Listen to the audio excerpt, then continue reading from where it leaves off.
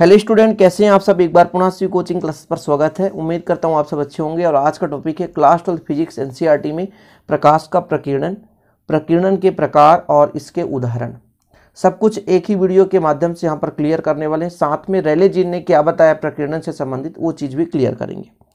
शुरू करते हैं। सबसे पहले यहाँ पर थोड़ा सा आप डेफिनेशन देख लो। वैसे भी प्रकीर्णन का मतलब सभी बच्चे जानते हैं कि प्रकाश के जो आपके कण होते हैं या प्रकाश की जो किरणें होती हैं, इनका किसी भी माध्यम से टकराकर फैलना।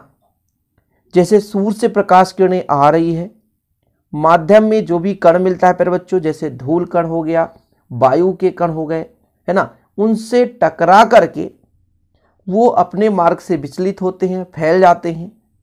और इस परिघटना को कहते हैं प्रकाश का प्रकीर्णन।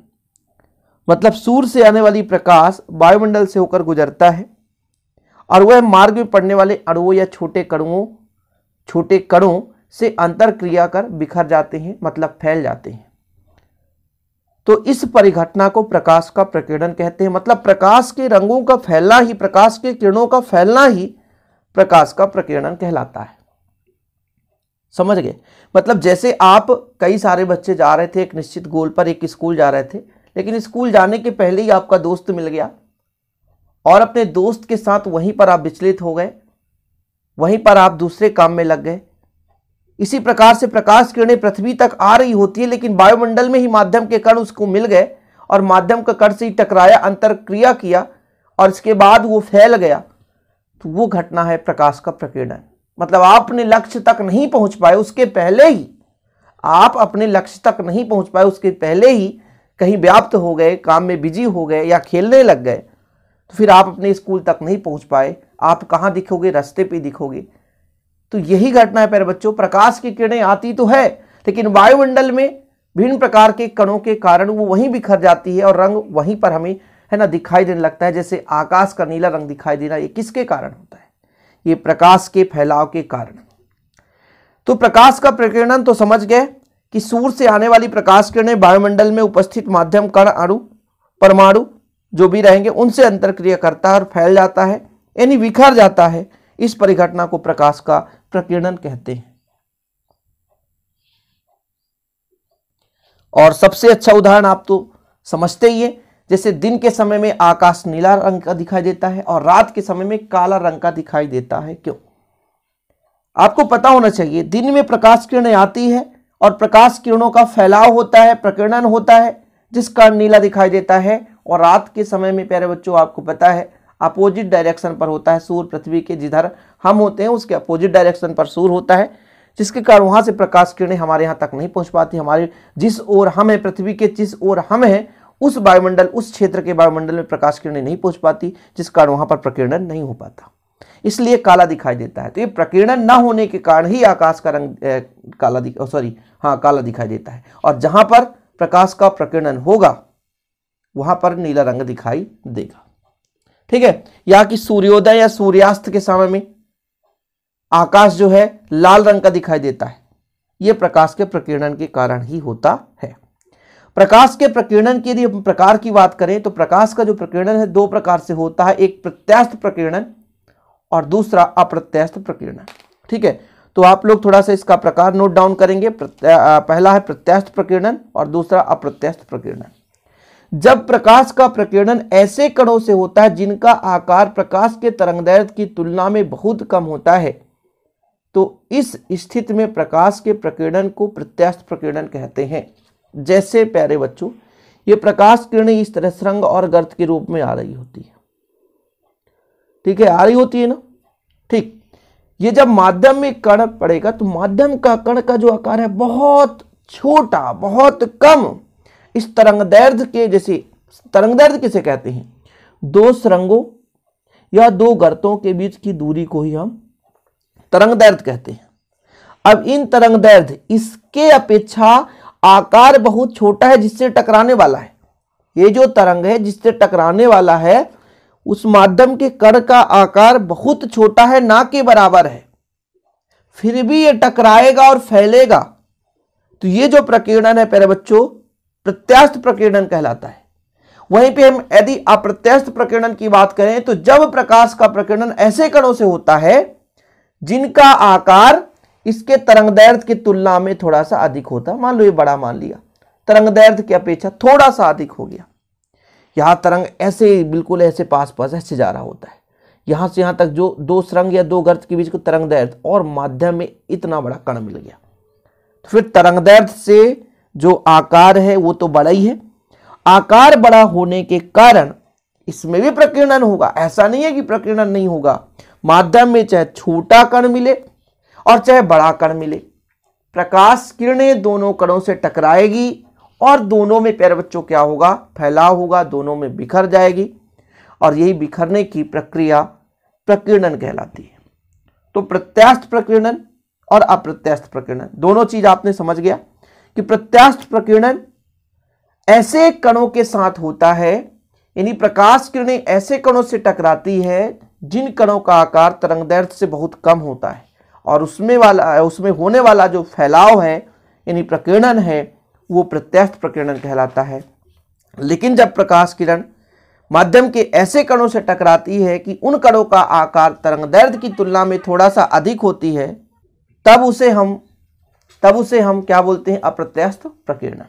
समझ गए ना, मतलब कणों का आकार छोटा है बहुत कम तो प्रत्यास्थ प्रकीर्णन, और कणों का आकार बहुत बड़ा है तो उसे हम बोलेंगे अप्रत्यास्थ प्रकीर्णन। समझ में आया, इतना क्लियर है।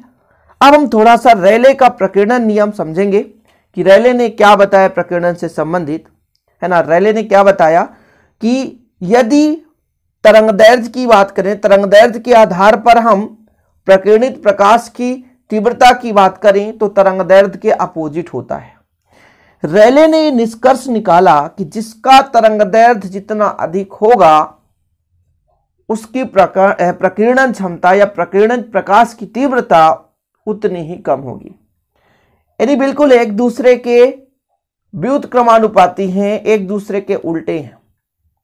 देखिएगा थोड़ा सा, उन्होंने क्या बताया कि प्रकीर्णित प्रकाश में किसी विशेष तरंगदैर्घ्य के प्रकाश की तीव्रता उसमें तरंगदैर्घ्य के चतुर्थ घात के व्युत्क्रमानुपाती होती है। यानी जो प्रकाश किरणें प्रकीर्णित हो गई उनकी जो तीव्रता है वो लैम्बडा, यानी जो प्रकाश किरणें आ रही थी उसके तरंगदैर्घ्य के चतुर्थ घात के व्युत्क्रमानुपाती, यानी जिसका तरंगदैर्घ्य जितना अधिक होगा प्यारे बच्चों उसका प्रकीर्णन उतना ही कम होगा। यानी यहां से निष्कर्ष निकाला रेले ने, या रेले जीन जिसे बोलते हैं, कि कम तरंगदैर्घ्य होने पर प्रकाश का जो प्रकीर्णन है उसकी तीव्रता अधिक होगी। ठीक है, इस नियम से क्या स्पष्ट है कि कम तरंगदैर्घ्य वाले प्रकाश की प्रकीर्णन तीव्रता अधिक होगी। यानी जिन तरंगों का या जिन किरणों का तरंगदैर्घ्य, जैसे प्रकाश किरणें आ रही हैं तो जिन किरणों का तरंगदैर्घ्य जितना कम होगा उसका प्रकीर्णन उतना ही अधिक होगा। जैसे प्रकाश किरणें श्वेत प्रकाश है, श्वेत प्रकाश में 7 अवयवी रंग होते हैं। 7 अवयवी रंगों में से प्यारे बच्चों जिसका तरंगदैर्घ्य कम होगा, सबसे कम होगा, उसकी प्रकीर्णन उतनी ही अधिक होगी। जैसे लाल रंग का तरंगदैर्घ्य ज्यादा होता है, ठीक है, तो उसका प्रकीर्णन कम होगा। अपोजिट है ना, तरंगदैर्घ्य अधिक तो प्रकीर्णन कम, तरंगदैर्घ्य कम तो प्रकीर्णन अधिक। ठीक है, ये एक दूसरे के रिवर्सिबल है ना, व्युत्क्रम है एक दूसरे में संबंध। ये किसने बताया था, तो रेले ने बताया था। आप लोग स्क्रीनशॉट ले सकते हैं। कई बच्चे कहते हैं कि सर प्लेलिस्ट में आपके पूरे कंप्लीट है सिलेबस, तो जी हाँ, प्लेलिस्ट आप विजिट करें। मैं यही कोशिश करता हूं कि कंप्लीट कोर्स आपको प्रोवाइड कराऊं। इसके बाद आप प्रत्यास्थ प्रकीर्णन का परिभाषा लिख सकते हैं कि जब प्रकाश का प्रकीर्णन ऐसे कणों से होता है ना, जिनका आकार प्रकाश के तरंगदैर्घ्य की तुलना में अधिक होता है, इस स्थिति में प्रकाश के प्रकीर्णन को अप्रत्यास्थ प्रकीर्णन कहते हैं। चलिए आगे चलते हैं। प्रकीर्णन के उदाहरण, पहला नंबर, आकाश का नीला दिखाई देना। आकाश नीला क्यों दिखाई देता है, मैंने आपको बता ही दिया भैया कि प्रकाश किरणें आई, टकराई, टकराने के बाद फैल गई, समझ रहे, प्रकीर्णन के फलस्वरूप नीला रंग का दिखाई देना स्वाभाविक है। लाल रंग क्यों नहीं दिखाई देता, लाल रंग का तरंगदैर्घ्य ज्यादा है, और जो आपका नीला रंग है इसका तरंगदैर्घ्य क्या है, कम है, इस कारण से आकाश नीला दिखाई देता है। वैसे तो बैगनी जामुनी दिखाई देना चाहिए, लेकिन इनका जो प्रभाव है उतना नहीं होता जितना नीला का होता है। भाई सबसे कम तरंगदैर्घ्य तो बैगनी का होता है, तो बैगनी रंग दिखाई देना चाहिए, लेकिन इसका प्रभाव उतना संवेदनशील, इनकी जो तीव्रता, इनकी संवेदनशील देखने की क्षमता है, बैगनी उतना दिखता ही नहीं है प्यारे बच्चों, इसलिए नीला हमें दिखाई देता है। बैगनी भी ज्यादा मात्रा में ही प्रकीर्णित होता है, जामुनी भी ज्यादा मात्रा में ही प्रकीर्णित होता है, लेकिन बैगनी और जामुनी दिखाई नहीं देता, बल्कि नीला अधिक दिखाई देता है, क्योंकि इसकी संवेदनशीलता अधिक होती है। थोड़ा समझेंगे, जब सूर्य का प्रकाश वायुमंडल में से होकर गुजरता है तो गैसों के विभिन्न अणुओं एवं छोटे कणों द्वारा प्रकाश का विभिन्न दिशाओं में प्रकीर्णन हो जाता है। ये तो सबको पता है, सूर्य से किरणें आ रही है, माध्यम से कोई कण, अणु, परमाणु कुछ भी मिलेगा, टकराएगा, फैलेगा। ओके, रेले ने क्या बताया था, आई जो है वो लैम्डा के चतुर्घात के व्युत्क्रमानुपाती, यानी तरंगदैर्घ्य अधिक तो फिर जो आपका प्रकीर्णन क्षमता है, प्रकीर्णित प्रकाश की तीव्रता कम हो जाएगी। जहां लैम्डा प्रकाश का तरंगदैर्घ्य है, अतः कम तरंगदैर्घ्य वाले प्रकाश का प्रकीर्णन अधिक तरंगदैर्घ्य वाले प्रकाश की तुलना में अत्यधिक होता है। दृश्य प्रकाश में नीले रंग का अनुपात अधिक होता है तथा आंख बैगनी रंग की तुलना में नीले रंग से अधिक संवेदनशील होता है, अतः कम तरंगदैर्घ्य होने के कारण नीले रंग के प्रकाश का प्रकीर्णन अधिक, फलस्वरूप आकाश नीला दिखाई देता है। मैंने पहले ही बता दिया, होना तो चाहिए बैगनी, होना तो चाहिए जामुनी, लेकिन नीला क्यों? नीला का संवेदनशीलता अधिक होती है।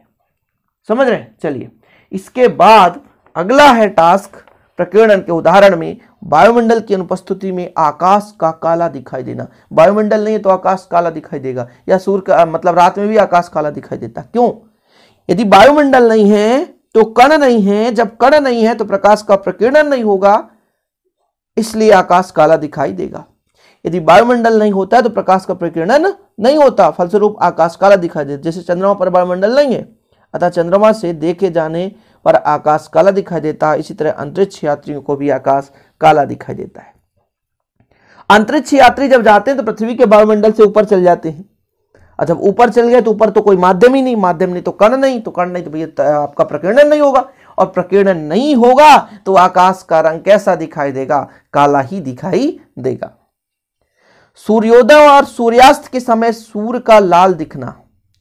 सूर्योदय और सूर्यास्त के समय सूर्य के प्रकाश को पृथ्वी तक पहुंचने में अत्यधिक दूरी तय करना पड़ता है, मतलब लंबी दूरी तय करनी पड़ती है, अतः कम तरंगदैर्घ्य वाली प्रकाश किरणों का पृथ्वी तक पहुंचते समय लगभग पूर्णतः प्रकीर्णन हो जाता है। केवल लाल क्षेत्र के पास का अधिक तरंगदैर्घ्य वाला प्रकाश ही हम तक पहुंच पाता है। इस प्रकार सूर्योदय और सूर्यास्त के समय सूर्य लाल दिखाई देता है। कहने का मतलब समझे आप? एक साथ 15 लोग दौड़ना स्टार्ट किए, जब दौड़ना स्टार्ट किए तो 15 में से 10 तो ऐसे होंगे जो बीच पे ही है ना, जैसे मान लीजिए 16 किलोमीटर की दौड़ है भैया, और 15 लोग दौड़ना शुरू किए तो 10 तो ऐसे ही कि बीच पे ही रुक जाएंगे, जो कभी दौड़े ही नहीं। 2-4 आजू बाजू, और 1-2 ऐसे बंदे होंगे जो तीव्रता के साथ आगे बढ़ेंगे। ऐसे ही जो सूर्य से आने वाली किरणें होती है उसमें 7 रंग होता है। सबसे ज्यादा तरंगदैर्घ्य किसका होता है? आपको पता है, लाल रंग का।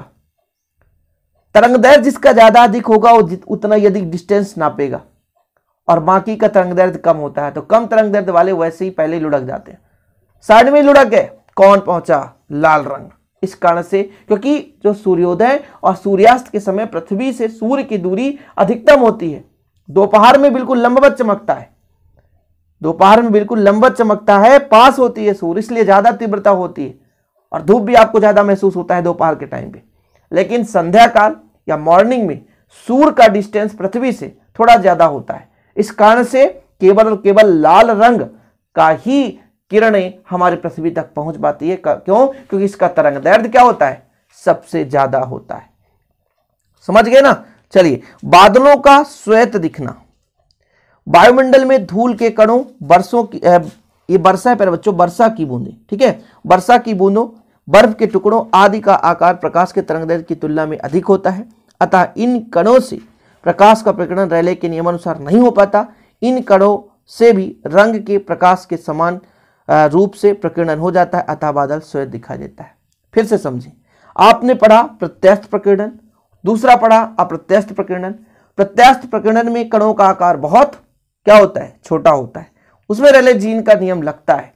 लेकिन बादल में कणों का आकार, बादल, बर्फ के टुकड़े, ये तो बहुत लंबे बड़े बड़े कण होते हैं प्यारे बच्चों, तो इन कणों का आकार बड़ा है, इस कारण इसमें कौन सा प्रकीर्णन होगा? अप्रत्यस्थ प्रकीर्णन होगा। यानी अप्रत्यस्थ प्रकीर्णन होगा, इस कारण से रेले जीन का नियम इसमें नहीं लगेगा, और रेले जीन के नियम न लगने के कारण इसमें जो है प्रकीर्णन उतना मात्रा में नहीं हो पाता। इसी कारण से जिस रंग का टुकड़ा होता है उसी रंग का हमें उसके आजू बाजू में दिखाई देता है। जैसे बर्फ श्वेत रंग का होता है तो हमें बादल भी श्वेत ही दिखाई देता है, क्योंकि उसी रंग के अनुसार वो प्रकीर्णित करता है।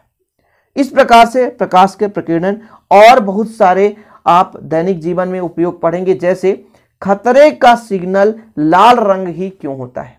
खतरे का सिग्नल आप कभी भी ट्रैफिक में जाएंगे या फिर बच्चों आप ट्रेन में देखेंगे, ट्रेन में आप जब मतलब जाएंगे कहीं एक स्थान से दूसरे स्थान, तो जब आप सिग्नल देखेंगे तो ट्रेन रुकती है तो लाल सिग्नल ही जलाया जाता है।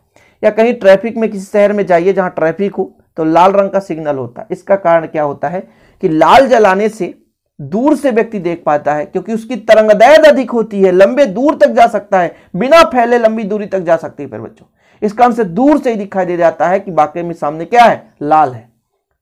ठीक है, लाल रंग का प्रयोग इसी कारण किया जाता है कि दूर से भी व्यक्ति उसको देख पाए, क्योंकि लाल रंग का यदि तरंगदैर्घ्य अधिक है तो फैलाव कम होगा, प्रकीर्णन कम हो रहा है, इस कारण से दूर से उसको देखा जा सकता है। ठीक है, तो इस प्रकार से आपके दैनिक जीवन में प्रकीर्णन के बहुत सारे उपयोग हैं, और आज मैं इतना ही कंप्लीट कराता हूं, क्योंकि जितना आपके सिलेबस में है उतना मैं करा देता हूं। यदि क्वेश्चन आ जाए प्रकाश का प्रकीर्णन इसके प्रकार समझाए तो वो भी कर सकते हो। क्वेश्चन आ जाए सूर्यास्त या सूर्योदय के समय सूर्य का लाल रंग दिखाई देना क्या कारण है, ये भी आप लिख सकते हो। उम्मीद करता हूं आज का वीडियो पसंद आएगा। पसंद आए तो लाइक करें, शेयर करें। मिलते हैं नेक्स्ट वीडियो के साथ। जय हिंद, वंदे मातरम।